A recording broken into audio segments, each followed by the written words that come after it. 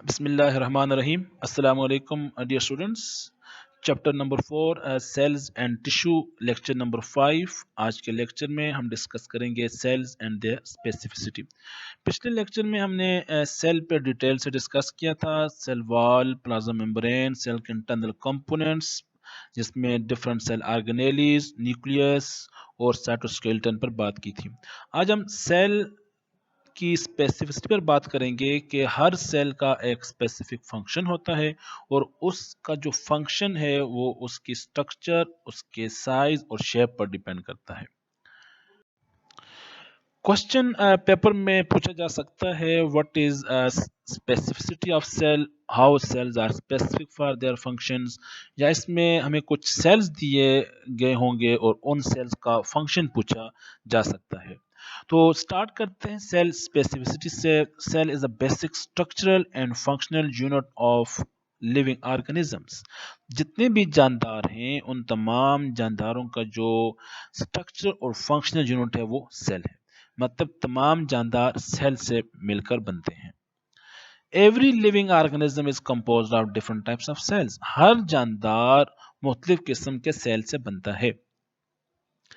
Each type of cell perform a specific function. हर cell एक specific function perform करता है और उसका जो फंक्शन है उसकी स्ट्रक्चर पर डिपेंड करता है, और वही फिर फंक्शंस मिलकर पूरे ऑर्गेनिज्म के फंक्शंस बनते हैं।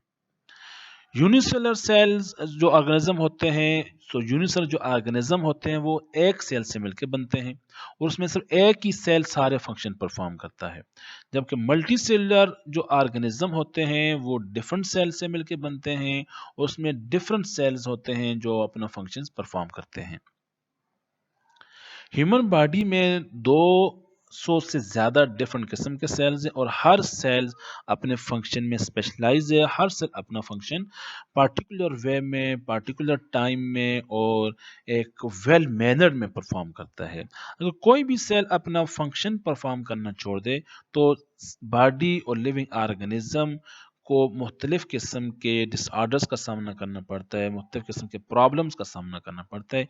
इसलिए नॉर्मल बॉडी फंक्शन के लिए, नॉर्मल लिविंग ऑर्गेनिज्म के लिए उस बॉडी में जितने भी किस्म के सेल्स हैं उन तमाम सेल्स को नॉर्मल फंक्शंस परफॉर्म करना ज़रूरी है। इसलिए हर सेल्स अपना फंक्शन नॉर्मली परफॉर्म करता है। Cell specialisation in plants. Plants में डिफरेंट किस्म के सेल्स होते हैं और हर सेल एक स्पेसिफिक फंक्शन परफॉर्म करता है। जाइलम सेल रिस्पांसिबल होता है पानी की ट्रांसपोर्ट के लिए और डिजॉल्व मिनरल्स की ट्रांसपोर्ट के लिए रूट से लीव्स तक। रूट से लीव्स तक जो पानी और मिनरल्स ट्रांसफॉर्म हो रहा है वो जाइलम सेल्स करते हैं। ये वन वे ट्रैफिक होती है।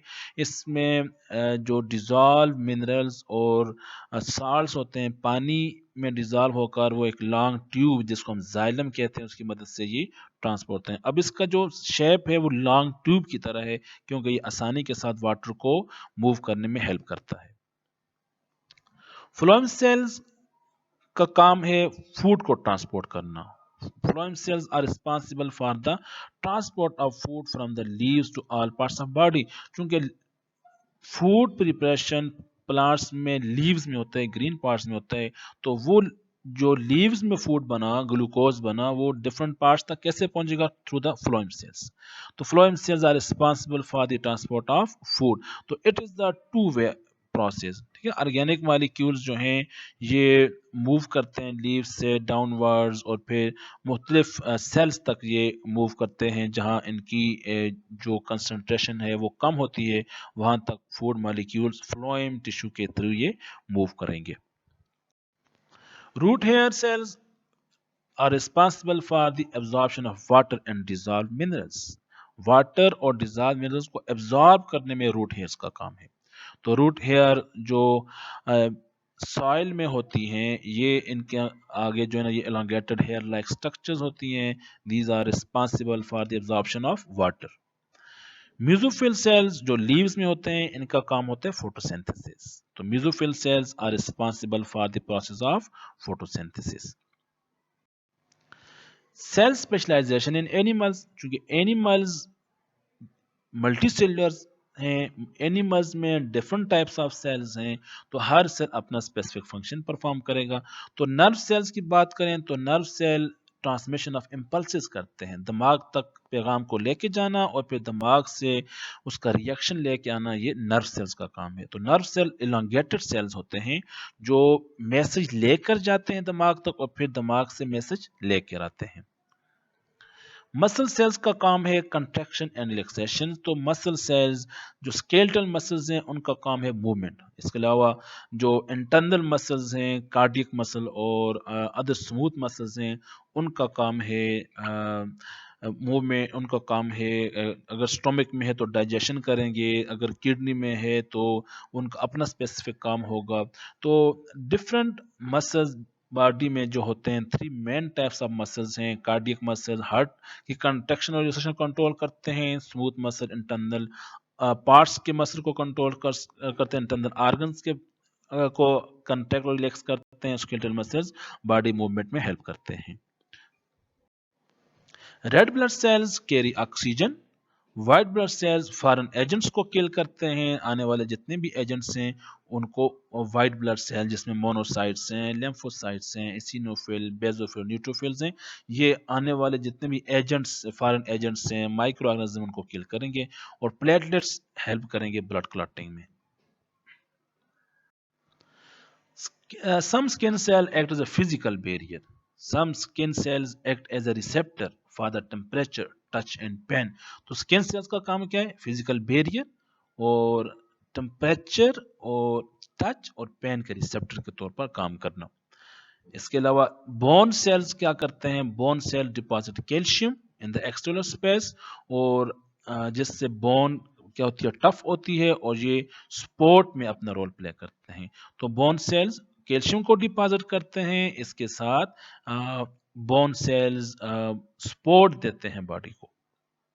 तो ये डिफरेंट टाइप्स ऑफ सेल्स हैं जो अपना स्पेसिफिक फंक्शन परफॉर्म करते हैं और ये कोऑर्डिनेटेड वे में फंक्शन परफॉर्म करने के बाद हमारी जो बॉडी है कलेक्टिवली डिफरेंट फंक्शंस परफॉर्म करती है।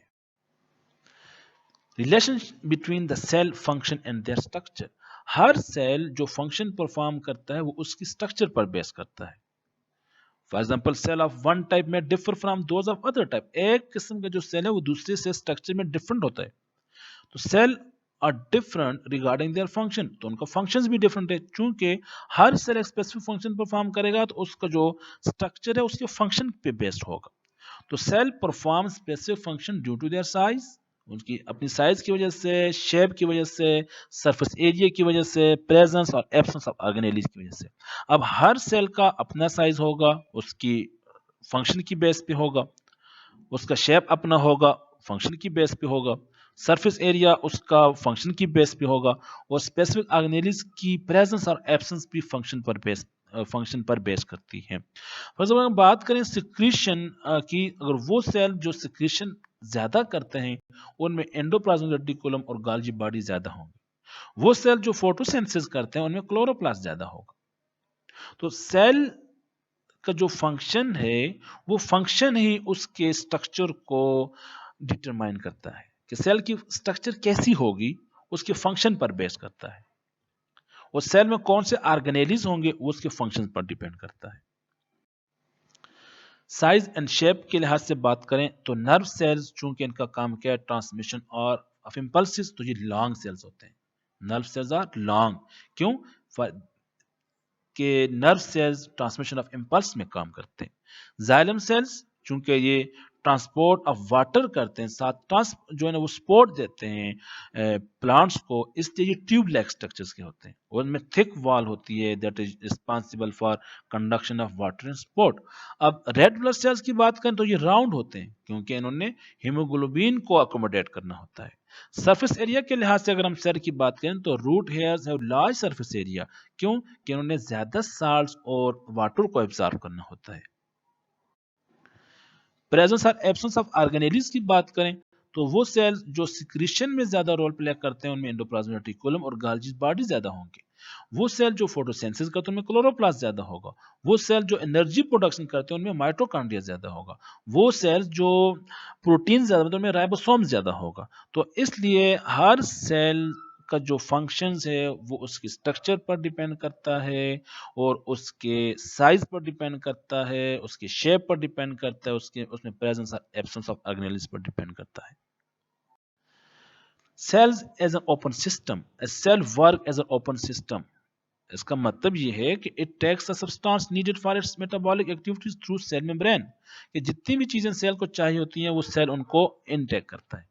Then it performs the metabolic process assign to it, तो वो फिर मेटाबॉलिक फंक्शन परफॉर्म करते हैं। कोई भी चीज जो सेल को चाहिए होती है मेटाबॉलिक एक्टिविटीज के लिए, सेल मेम्ब्रेन के थ्रू वो एंटर होती है और फिर मेटाबॉलिक प्रोसेस होता है। मेटाबॉलिक प्रोसेस के दौरान जो प्रोडक्ट्स बनता है, प्रोडक्ट्स और बाई प्रोडक्ट्स बनते हैं उस मेटाबॉलिक प्रोसेस के दौरान, तो उन प्रोडक्ट्स को सेल या तो यूटिलाइज करता है या ट्रांसपोर्ट करते हैं अदर सेल्स को। तो वो बाई प्रोडक्ट्स या तो सेल में स्टोर हो जाते हैं या फिर एक्सक्रीट हो जाते हैं। ये पूरा एक ओपन सिस्टम है सेल के लिए, कि सेल को जो चीज़ चाहिए होती है वो इनटेक करता है, उसमें फिर मेटाबॉलिज्म का प्रोसेस होता है, मेटाबॉलिज्म के बाद प्रोडक्ट्स और बाई प्रोडक्ट्स बनते हैं और वो प्रोडक्ट्स और बाई प्रोडक्ट्स सेल खुद यूटिलाइज करता है या फिर उनको दूसरे सेल्स तक ट्रांसपोर्ट कर देता है। वो बाई प्रोडक्ट्स या तो सेल में स्टोर होते हैं या फिर एक्सक्रीट आउट हो जाते हैं। तो इसका मतलब ये हुआ cell act as an open system। Thank you so much. आज के लेक्चर में हमने डिस्कस किया कि सेल की स्पेसिफिसिटी क्या होती है। हर सेल अपना स्पेसिफिक फंक्शन परफॉर्म करता है, तो वो उसका जो फंक्शन होता है उसके स्ट्रक्चर, साइज और शेप पर डिपेंड करता है और सेल एज ओपन सिस्टम के तौर पर काम करता है।